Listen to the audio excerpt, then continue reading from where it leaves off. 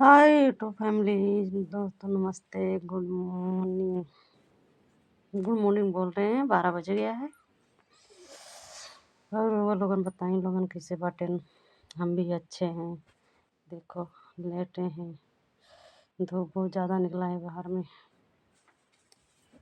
एक गाना सुनाने जा रहे हैं, अगर अच्छा लगे तो लाइक सब्सक्राइब शेयर करना ना भूलिए।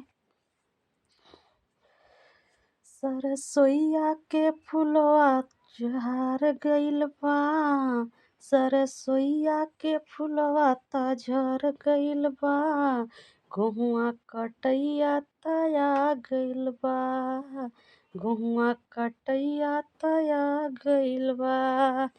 सरसोईया के फुलवा त झर गइल बा, सरसोईया के फुलवा त झर गइल बा, गहुआ कटैया तया गइल बा।